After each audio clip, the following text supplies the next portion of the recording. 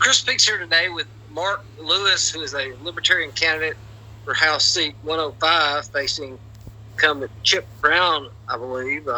Mark is a Mobile resident. I think he's lived there most of his life. I'll just let him tell a little bit about his background. Mark, how are you, man? And thanks for coming on tonight. I'm doing great, and thank you for having me. Oh, it's my pleasure. So tell me a little bit about your background, man. You're from Mobile? Yep, I'm from Mobile. I've lived in the Theodore area most of my life. I did do a small stint outside of the area, outside of Theodore anyway. But beyond that, I've been here my whole life. So what made you decide to jump in this race against an entrenched incumbent? My reason for running against Chip Brown is that he always talks a good game, and he really does do a lot of good things at times. But when it comes down to helping with protecting the people of this district or even of Alabama, he's not really done anything. He's a Republican yes man. He doesn't look for solutions, and he doesn't even try to work with anybody outside of what he thinks it should be. He's not a team player, so to speak. He's a team player if you're a Republican. Is it certain Republicans, like the establishment, or just... He's pretty entrenched with the establishment in Montgomery. He's only been there for one term. Chip Brown's ran multiple times and lost multiple times before he finally won this last election in 2018. Okay. So my understanding, he's risen up pretty fast as far as committees and stuff goes. He has risen up pretty quickly. But even though he's risen up pretty quickly, we've still not seen, he'll pass laws to help people that are first responders, and I'm not opposed to that. But anything that's going on right now with all of these mass shootings, he's not stopped and actually put in anything to do to help people of Alabama. The guns are not a problem here. We have a mental health crisis in America. Yeah, I heard some other people talking about that today, that the guns are not the problems. It's like you just said, the mental health crisis. What's the solution for that? I mean, how do we go about stopping that? So here in Alabama, we have, instead of helping people that have mental issues or need help, there isn't really that much help here for them. They spend that, I want to say it's on an estimated average of about $120 million on mental health, but they've closed mental health hospitals. They've closed access to mental health. And some of the facts and the statistics that come out about mental health right now are pretty staggering. Yeah, I can't believe that. When you was mentioning the money that was spent, this riles me up. Did you ever look at a breakdown of where all the COVID money was spent, how it was spent? I know one of the largest expenditures is they took $400,000 and built a mega prison. Why we did that, I don't know. All we do is incarcerate people, it seems. That's another good one too. I like the Libertarian stance.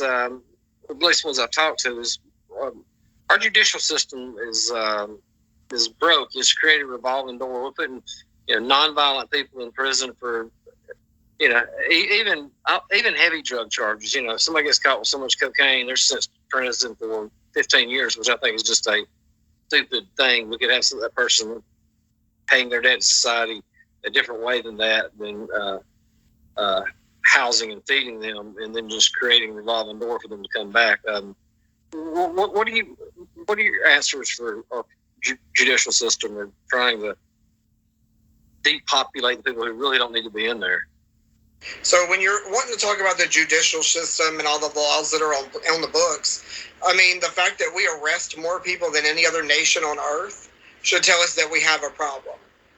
I mean, with just drugs alone, we'll just talk about drugs, and I'll leave the rest of the other things alone because they can get into being some touchy subjects. But just drugs, nonviolent drug offenders.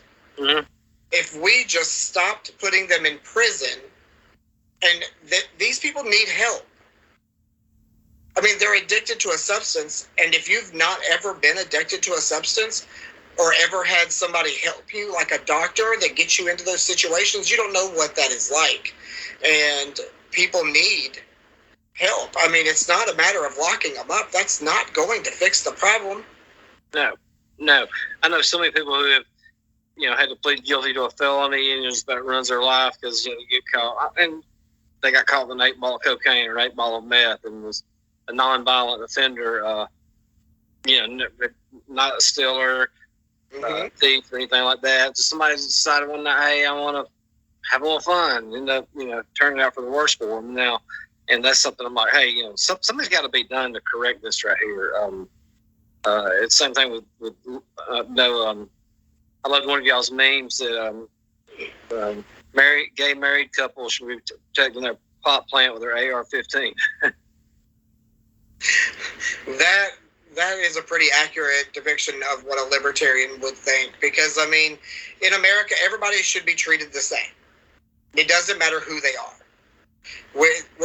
I'm not bringing religion. I have my own religious views. I'm a Christian, but my religious views do not mean that I need to put them on somebody else. It is not my right nor my place. If they want to hear a religious view, then they can go to the church house. They don't need to go to Montgomery to hear that. That's a good answer right there.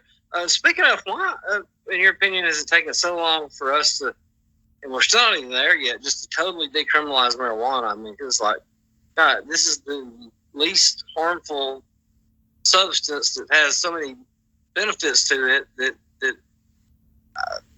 you can't tell me that they're making more money by putting people in through the judicial system than they are by growing it and taxing it and selling it. Legalizing marijuana is something that I am absolutely for. It does have a lot of medicinal purposes. I do understand that, yes, they've supposedly legalized medical marijuana here in the state, but I keep seeing reports that the dates keep being pushed back, that it's never going to be available. But it's one of the best substances available just for veterans alone. But I mean, getting outside of veterans, people who are on chronic illnesses that have like Crohn's disease or lupus, or even people who have chronic pain issues, it's a better substance than having them hooked and addicted to all these narcotics. We say we have a narcotics problem, but we're not doing anything to correct it. A very good friend of mine who was a former attorney general of Alabama, we talk almost daily. I found out he was representing a marijuana company that was supposed to be involved in this out here in Alabama. And it surprised me, caught me off guard, and I asked him, I said, are you representing them? And he said, yes. And I said, when did you become a proponent of medical marijuana? And he said, when I seen what opioids were doing to this country. And I said, finally, some people who were, and he's as conservative as they are. Finally, you've got conservative people who can think logically and say, okay, maybe this ain't such a good idea, or this is a lot better idea to put these people on, let them smoke pot than put them on opioids where they're going to kill themselves. I mean, if we legalized marijuana, just marijuana, which I'm not going to sit here and say that I'm for legalizing heroin and all those, because I am not. But right. Instead of locking those people up, we need to get them help. But if you legalized marijuana alone, that is on average, now these are averages that are coming from studies that I've looked at, it's on an average of about $22 million a year that the state could save. Do you know what that could do for our education system alone? You're talking about that's on the arrest and people who's incarcerated? Yeah, that's just in the incarceration area. It's just $22 million that we could save here as a state. Wonder what the increase would be if the tax revenue on it. The tax revenue on it, there is no studies to tell us what it would be in the state of Alabama. But I mean, if we got rid of just the marijuana, all of the people that can't even really get a decent job because they have to put it on their applications, that they may have been convicted of a marijuana felony. I mean, we want to talk about poverty and helping people out of bad situations. There are people who have never done anything wrong sitting there with just a simple marijuana charge, and they can't even get themselves out of their situation because of it. And that's such a shame. I did read a study that Colorado, when they passed it, and the man who wrote the law was head of their drug enforcement agency, it turned into $1 billion a year boom for their economy, tax dollars wise.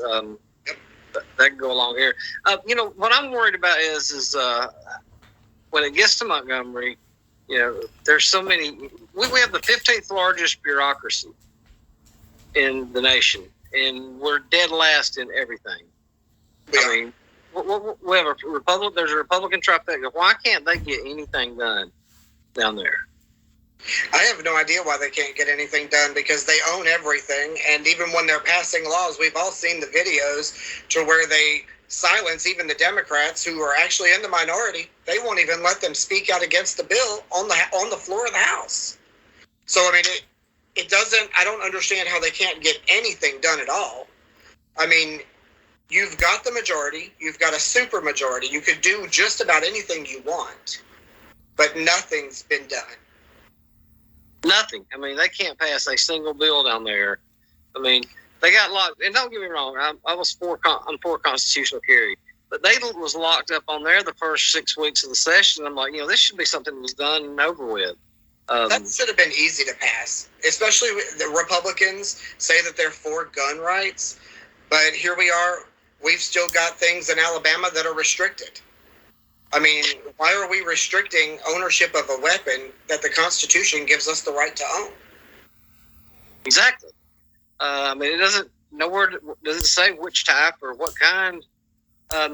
Speaking of something else was on, and I do like this, they, again, whatever somebody wants to do or do their self as is fine. But I'm glad they made it where somebody has to be 18 if they're going to be transsexual and start taking the drugs. I don't think that should be done with 13 and 14-year-old kids. And I'll agree. I don't think a child should be making those decisions. I mean, at this point, if they're a legal adult, I am not going to say what a legal adult can or cannot do. Right. I'm not going to do it. It's not my view, but I'm not going to say what they can and can't do, because they're not in any way harming me on doing what they're doing. No, not at all. If you want to talk about teaching it in schools, teachers don't have a right to teach our children anything. It is up to the parents and parental rights to raise their children how they see fit. No, I definitely agree with that. I definitely 100% agree with that. Teachers should not be teaching that. When they had the drag queen story time or something, I said, this is not appropriate for any type of children. I just think that, like you said, parents and kids are going to find out on their own. I mean, in this day and time, with the internet and cell phones, God, I figured out what I found out when I was 12. I can't imagine what they know now.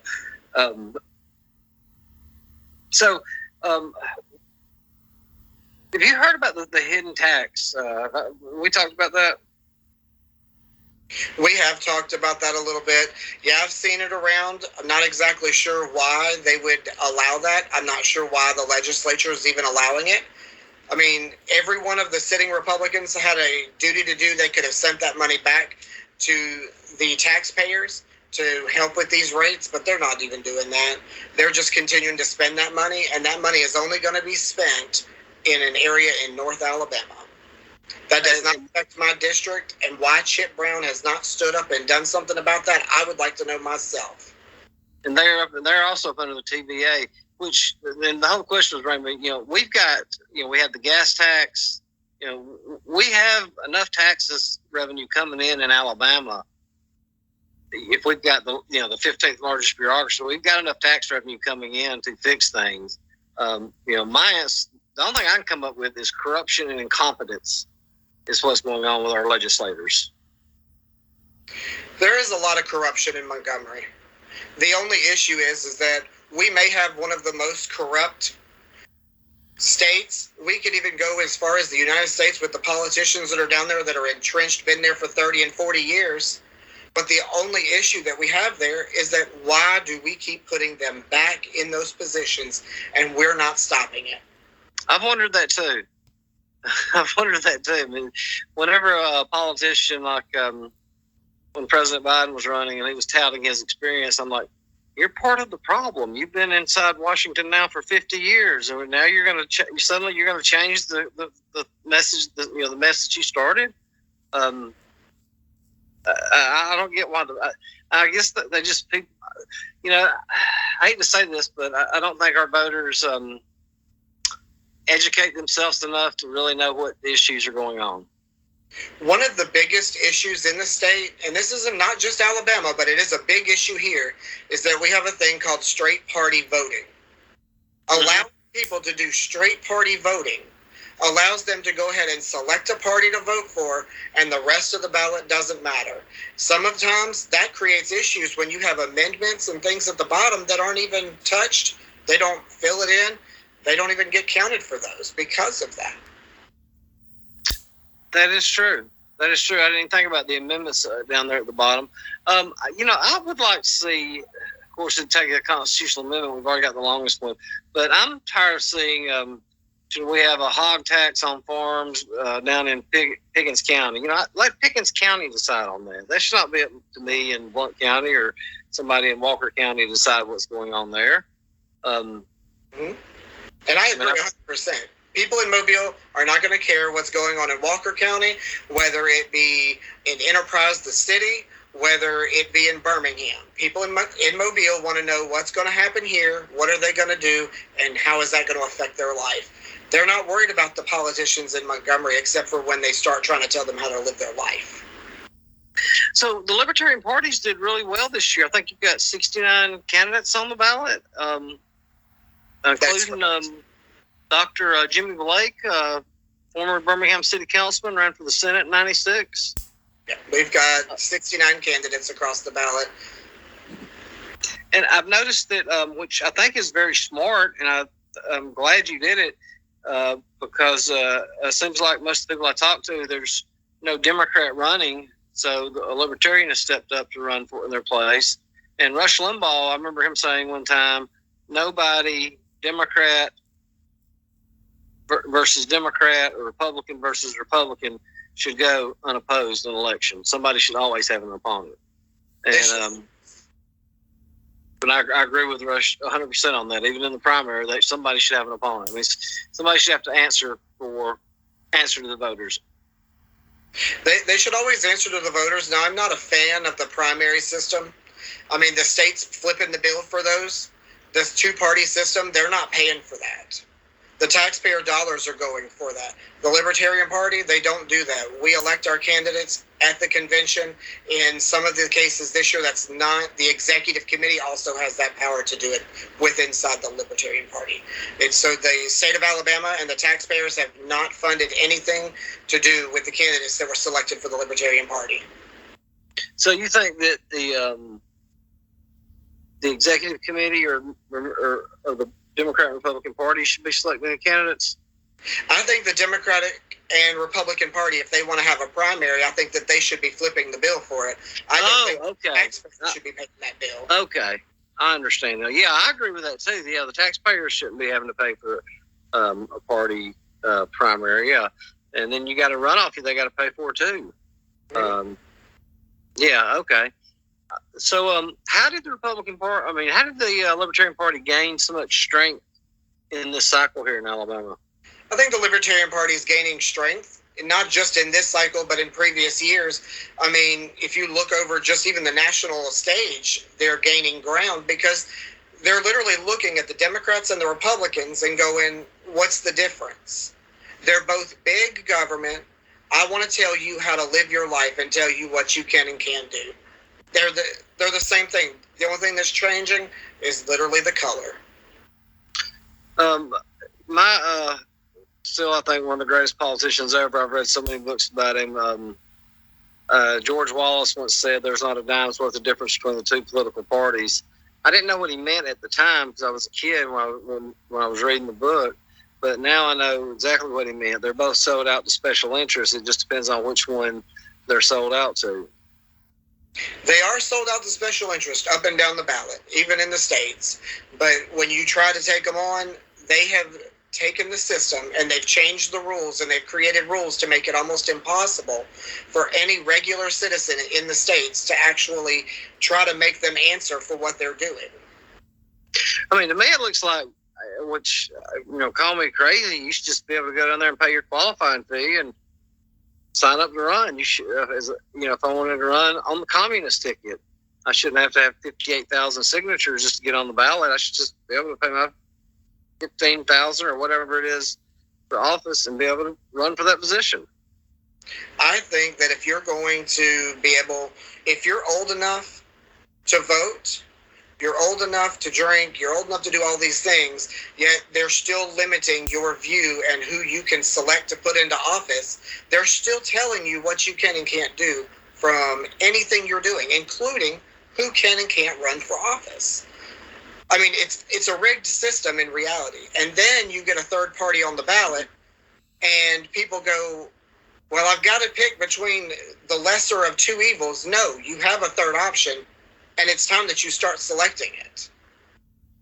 Yeah, I during 2016, when Jill Stein and I think Gary Johnson got about 3-4% of people going, well, they cost Hillary the election. And I said, no, they didn't.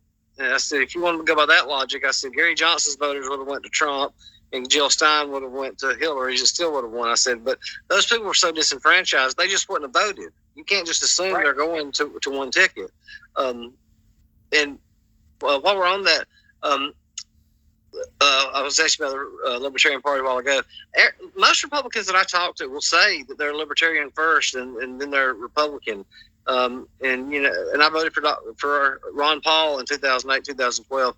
Why is it taking so long for the Libertarians to start really, really gaining ground like this? I mean, it could be multitudes of reasons. The biggest thing is if you talk to an average person and you ask them, what is a libertarian? Most could not tell you what a libertarian is. They can tell you what a Republican is and what a Democrat is because the media don't black those two out. The media make you think that you have two choices. They do not let you know that in 2020 alone, are you aware of that there was almost, I want to say somewhere around 100 candidates actually running for president? They were limited, some in this area, some in that, some in this state, some in that state. No, I didn't realize that. But nobody ever really realized that there's that many candidates. But there were. Wow. 100. Somewhere's around 100 candidates. I can believe that because you probably got, you'll have somebody that makes the ballot, makes it on one ticket or something like that. Yeah, I can say that.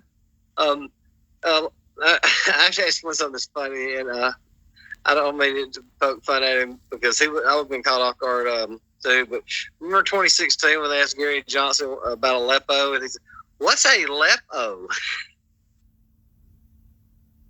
Yeah, I remember, and I think that hurt him really badly. I mean, William Weld tried to catch up more, but I mean, I can see where it caught him off guard. I mean, because the way they asked the question, I mean, but it did hurt it. It did hurt him really bad. I mean, in that race, and I don't think Gary Johnson's a dumb man by any means. I just think the question just totally caught him off guard, and the way he said it was when he said A-lep-o, he was like. I think it was more of a lot of times you'll end up having media. Sometimes you'll get some people in the media who will ask questions to people who are trying to move up or being caught in the national spotlight. They'll ask them questions and they're gotcha questions. Whether they realize it or not, it ends up being a gotcha. Yeah, you don't know what you're getting into type deal. And I think it did hurt him inevitably. Yeah, I think it hurt him. I mean, like I said, William Weld did try to save him some, but when and then Gary Johnson, when he caught back up, he gave his response. It was fine, but by then it was too late. Just the way he asked it. I personally, I don't hold it against the man because I just think it was just one of those moments. I mean, it happens. But yeah, that one hurt him. I don't know. If he could have got. Maybe he could have got a couple more percent of the vote. He would have really changed the election. I mean, as close as that race was. I think the biggest thing to look at is when you're electing a president, you don't have to win the popular vote. You don't even have to win the Electoral College. You've just got to win enough to send it to Congress and make them pick the winner. Yeah, because me and a friend was going over a scenario where they could end up. Well, I remember even in 2016 they had a scenario where it could end up at 269 tie, and I was like, wow, that would be something right there if it would have went to Congress, because then each state has one delegation to vote. So then it's going to depend basically on. What would be interesting though is what if you had say 4 Republicans and 3 Democrats in Congress, and the Democrat carries the state, but then you got the Republican delegation voting for the president. You have a lot of backlash there. Yeah. But it's interesting the way it's set up. So, do you know how many candidates you had last time on the ballot in Alabama as opposed to this time? I do not. I know that they've actually not had ballot access since I have been old enough to vote. Okay.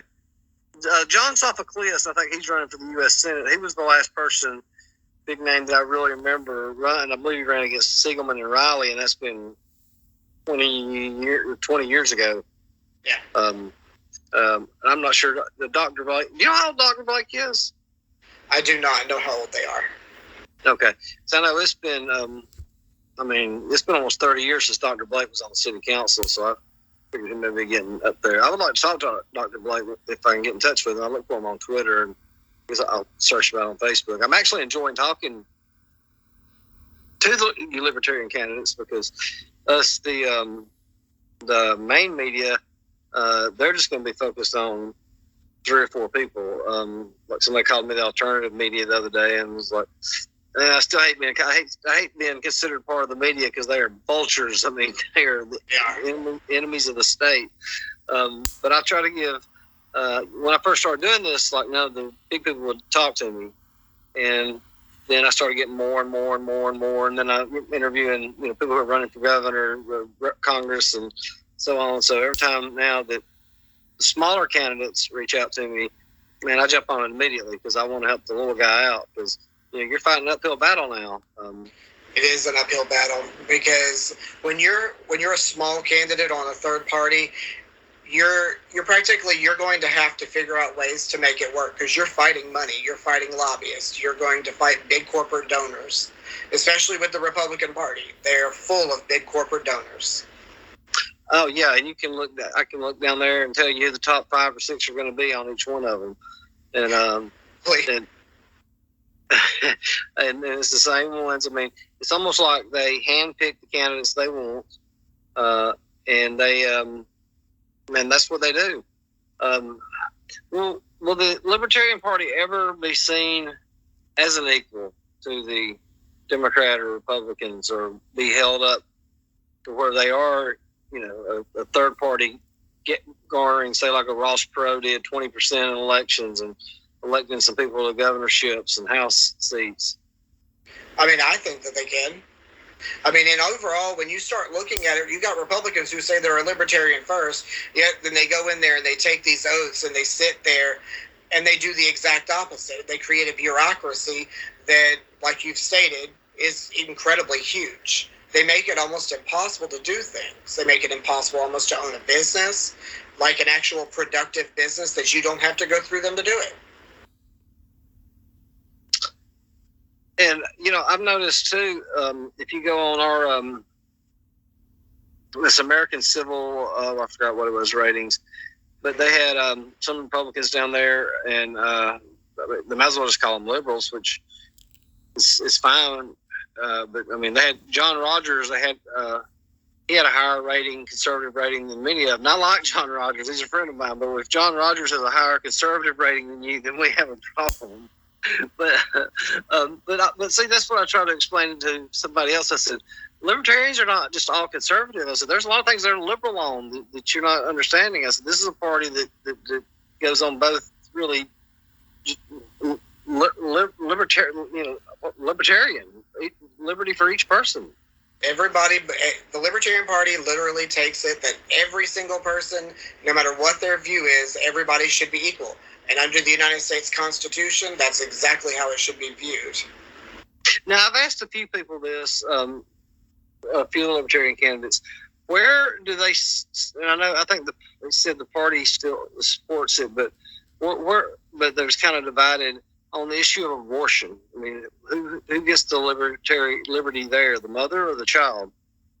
All right, so the Libertarian Party's stance on abortion, there was a stance that everybody had good faith views on all sides. Now, personally, I'm pro-life. I'm pro-life from the womb all the way to the grave. That's my stand. That's exactly where I see it. I'm not for the death penalty either. Okay, that's fair enough. Coming off guard on my next question, I was asked about the. When Mark gets to Montgomery, what's the first bill he's going to introduce?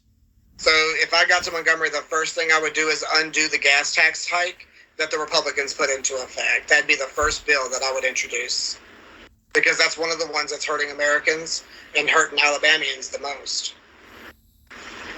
It is hurting bad. How do you feel about taking the tax off food and medicine? I want to tell you, there should be no tax on food.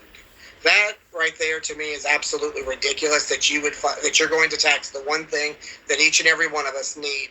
I mean, I'm absolutely against the continuation of all these taxes. They tax everybody in Alabama to death.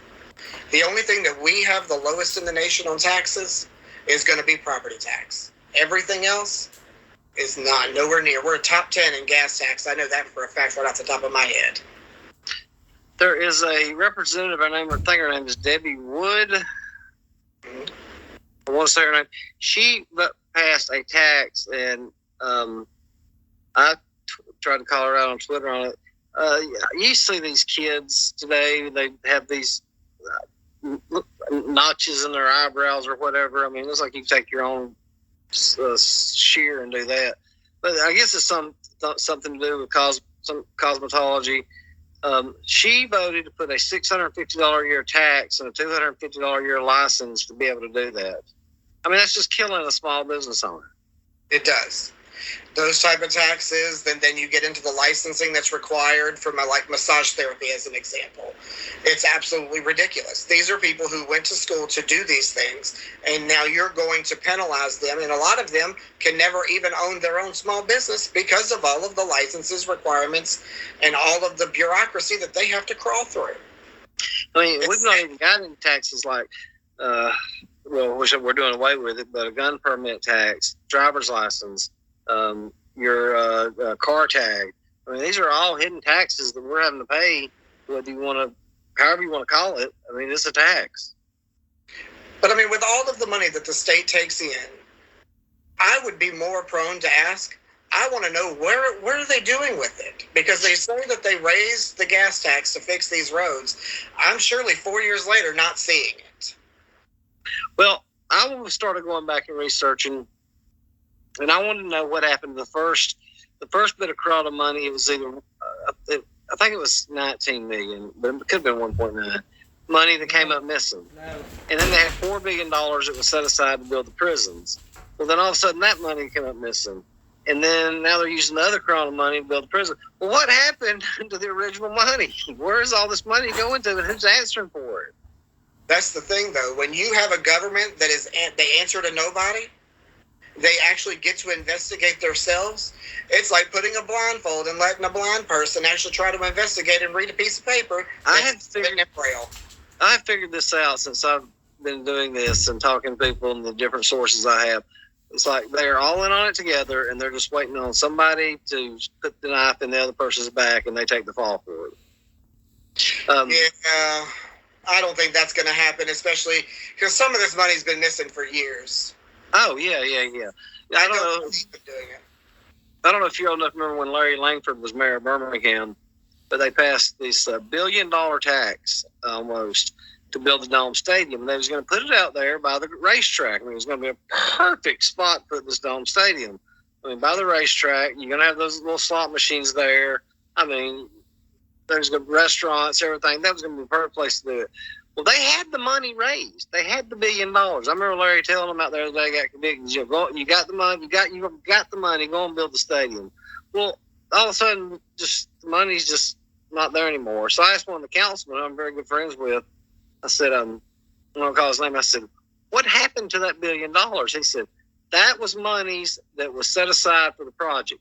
I said, okay. He said, once the project was canceled, those monies were then redistributed to the councilman's district. I said, okay, what happened to it? He goes, once it was redistributed, then the councilman's redirected it on where they thought it best should be spent. I said, see, y'all just stole $1 billion. But see, when you're asking those questions, they're just saying, oh, they redistributed. It's been redistributed. What did you spend the money on? That's what they need to tell us. Oh, there. Yeah, I mean, yeah. And I don't care to call his name out. It was known person, but Rusty Glover. When he was running for, I was interviewing him. He was running for state auditor, and I asked him the question about how come nothing get done in Montgomery. And he said, "Oh, they get a lot done. They get a lot done." Starts calling off all these bills, and I said, "We're 50th in education. We're 52 second in dental health behind the territories. We're 50." I started naming off on this. He goes, "Well, you're gonna have to ask all the legislatures down there now." And I said, "You left office in 2019. So was everything fine until you left office?" And then it kind of escalated there, and we ended up cutting the conversation short. What else should the voters know about Mark Lewis? I mean, the one thing that they should know about me is that I'm not a career politician. I'm not looking to go to Montgomery and answer to lobbyists. I'm going up there to represent my district, District 105, and that's it. I am not tied to any special interest. I'm not tied to any corporate donors. I'm not tied to any of that. So, have you had individual donors or anybody helping finance your campaign? I've had a couple individual donors, yes. A couple individual donors. Most of it is self-funding. I mean, yeah, it's tough when you're battling guys, advising two candidates right now, and, they're talking about, we just got another 20, 40,000 dumped in on us. So what do you think? I said, if your opponent if somebody just dropped $40,000 more dollars for them to spend on you in 2 days, that would tell me you got a good lead in the polls, and they're worried and trying to save that candidate.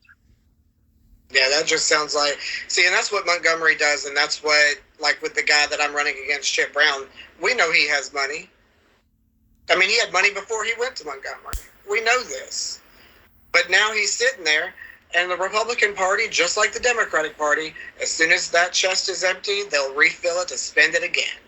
And they always try to take out their opponents because they want to keep it in their little tight-knit group. They don't want to answer to the people of Alabama. Oh, yeah, and I can tell you something else when we cut tape. There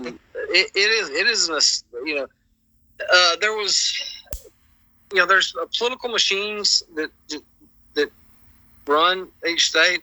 Alabama's now up under, after the Wallace political machine, pretty much, I think it's 94, 92, it was out, it was done by then. And, now you have the Raleigh political machine, they're running everything down there now. Pretty much what he says goes. I don't know how one person accumulates this, but the only way the taxpayers and Alabamians are going to bust it up is by electing somebody who is not a member of the elite.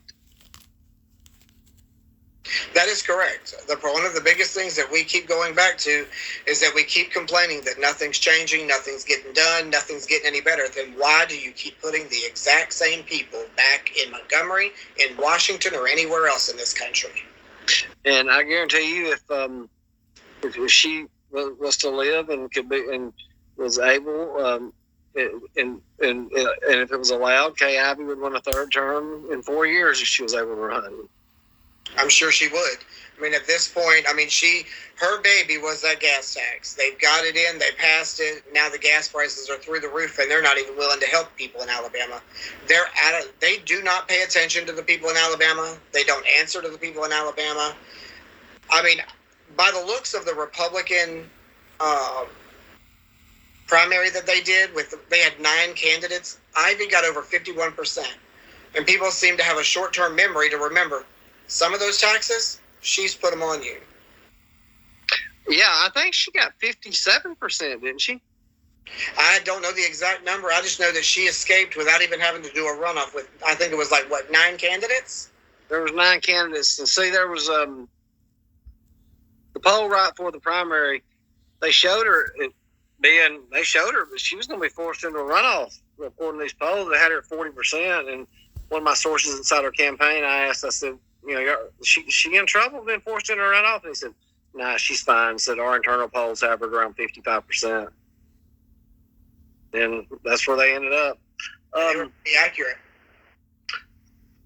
Mark, I think that's all the questions I got for you tonight. I mean, is there anything else you wanted to make one final pitch? I mean, because I'm sure I mentioned to one of, I think Johnny Cochran the other night, I mentioned maybe I could get 4, 5, 6 of y'all together one night and have like a round table discussion where something else to get your message out there.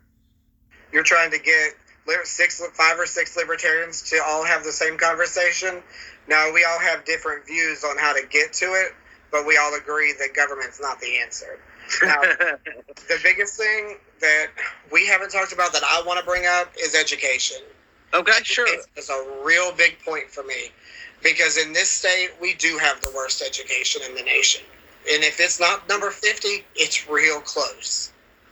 I think it's 51st. It's bad. Yeah. And we had actually made some progress at one time, but it's fell back. What's the answer there?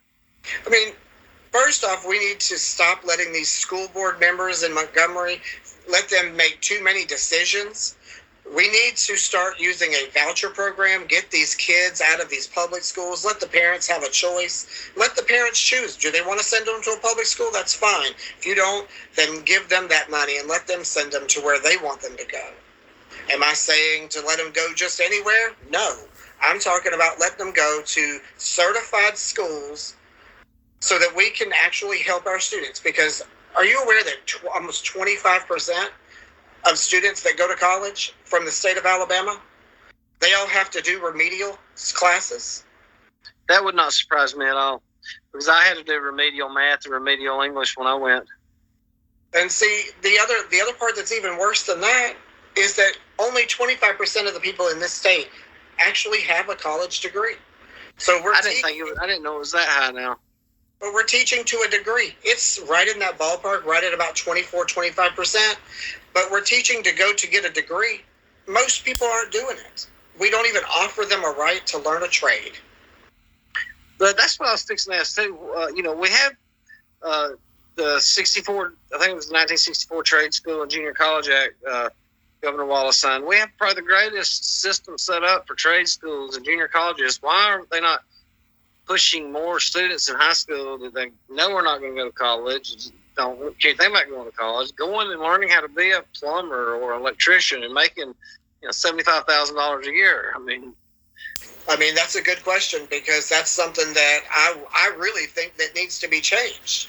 And we should. I mean, we already have the infrastructure built in most areas. Now we need some more, because there are some jobs, like there's a federal regulation that you can't drive an 18-wheeler until you're 21 years old. You know the problem with that? There is a big time shortage.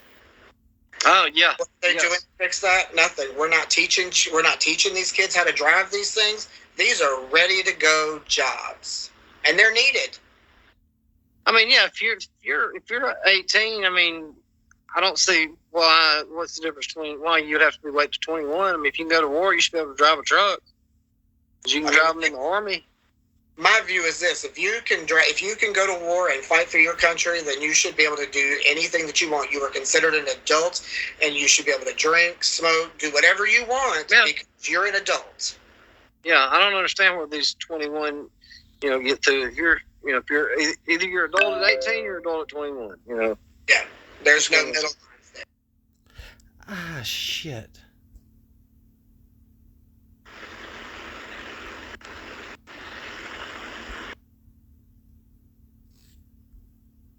"20 years younger than me."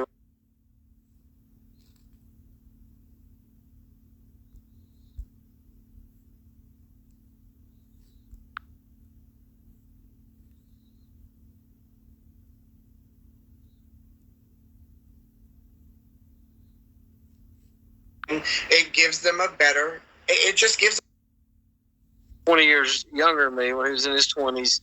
Said in Birmingham in the 70s, early 70s, just booming with steel jobs that he can just walk out of one place, walk across the street, the next one, start working the next hour. Those jobs are gone now. I mean, if you ever drive through Birmingham, it's just mothball after mothball after mothball.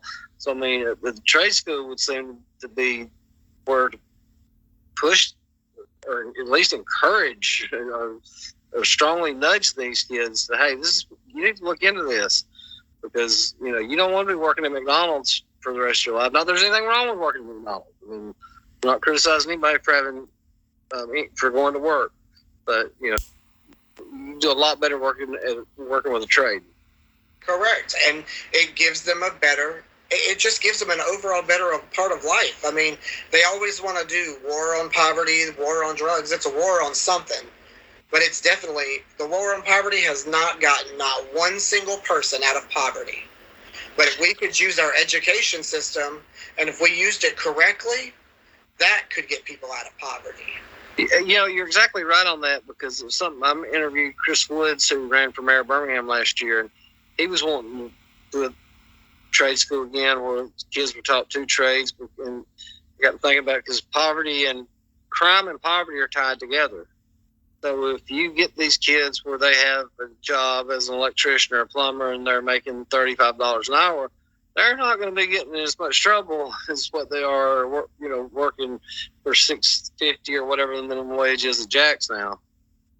Yeah, I mean, that's one of the other things. And people got mad there for a while back, right after the pandemic. People refused to go back to work, working for $7.25 an hour.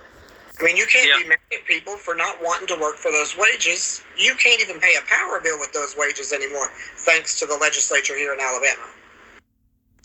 And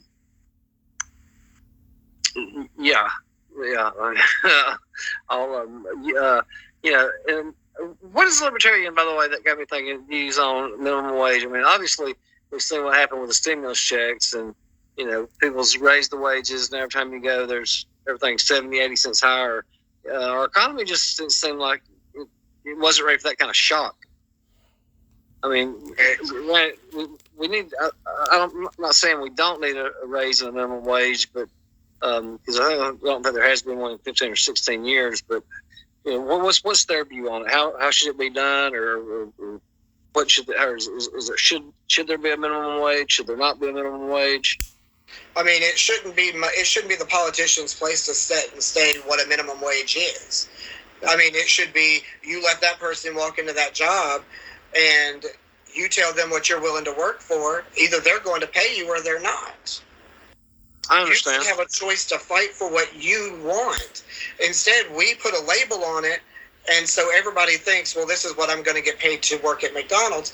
When in reality, if you walk in there and they had a right and could give their own argument for it, they could have a better wage. They could literally get a bunch of workers together to stop working there until they started wanting to pay them what they want to be paid. Yeah, and I wouldn't mind paying 50 cents more for a Big Mac or something if somebody else was making a better wage. I could go along with that. The problem is you're paying 50 cents more for a Big Mac and they're not making any more money. And the Big Mac's smaller. I don't know if you noticed that. And, I kept telling people when they were so excited about these stimulus checks, I said, you're going to pay for it soon. And they said, what do you mean? I said, they don't make free money. Okay? Right. Or else we'll be picking it off trees. You're going to see what's going to happen with this. And we're witnessing it right now. Inflation. That is one thing that it's an age-old argument. And you can sit here and tell me that spending money is a good idea that we don't have. The federal government needs to have a balanced budget act. It needs to stop trying to pull money out of thin air. That is what has devalued the dollar. And I don't know if you saw it, but the Federal Reserve chair was quoted saying that the dollar is not going to have the market does on the world stage as it has. We're creating that problem by continuing to print money. That's not the answer. No, it's never been the answer. When you look back through history, I mean, printing more money. I mean, for some people, they make a killing off of it when they print more money. Other people, it kills them. It's kind of like the housing market crash, which I'm afraid that's fixed to happen again. I'm afraid people are borrowing equity against their home, and that's where that's where they're doing a lot of stuff with. Which, if they do, I was against the bailout the last time. I was against the too big to fail. People tell me, "Well, you're crazy. Everybody's going to lose everything." I'm like, "Hey, look, so be it. Hate me if you want." I said, "But nobody is too big to fail." I agree. There is no such thing as too big to fail. You made the mess. You're in that bed. You can lie in it. You created it. Now, as for like the housing market, I mean, it's still, they're saying that there's a housing shortage. I don't think that there's a housing shortage as much as the prices have been inflated artificially. I've heard that one thing too is the price of wood has went up, and so the construction's down. So people are buying houses as opposed to building them. Again, I don't know why one would make a difference to the other, but it's going to take somebody much smarter than me. Well, my friend he works in construction. He owns a business, and well, he's also my campaign person too. So. But he owns a business and he works in roofing. He can tell you that the price of wood is started to come back down a little bit because that supply versus demand, it's just not there anymore. The demand has slowed drastically. So they can keep saying we're not in a recession. I can tell you, we're definitely, according to anybody I've talked to that has been around for years and years and years and knows anything about economics, they said it's a recession. They just won't say it. It's funny that you say supply and demand, because I was just thinking about that last night as I walked through the store, and I'm looking at how high the prices are, and everything's based on supply and demand, and there's hardly nothing on the shelves. Why are you not getting us the supplies that we need? And then, I mean, it's like they're intentionally causing this. It does seem that way in some aspects of it. The only issue with it is the problem. I'll use like the baby formula as an example. That is government bureaucracy at its best. There is not a shortage of baby formula anywhere else in the world that is artificially created inside of the United States of America. We could import baby food from 10 other countries that is good enough food to feed their babies and their kids to grow up healthy and strong just like ours do. Why could we not bring that in here? I'll tell you why. Because of corporate donations and the way that they hold those politicians accountable is with the good old-fashioned checkbook. That's a great way to put it. I don't think I could have said it better myself. So, Mark, what else can we add to this? Is there anything else you wanted to say before we close it out? Well, I mean, I'd like to ask people, they can go to my website. It's markforal.com. They can check out. I've got a lot of information on there. If they want to volunteer, it's on there as well. I've also wanted to bring out this information because I told you I'd let you know first. The Alabama Cannabis Coalition has endorsed me, as they have several other Libertarian Party candidates, because we're for the legalization of marijuana and the decriminalization, which would help a lot of people in this state. Great. When we cut, I want to ask you something about that. So, is that how many endorsements do you have now? One so far, but there's a couple others we're working on. Okay. All right. Mark, thanks a lot, man. I enjoyed it, and I'm going to have you back on again.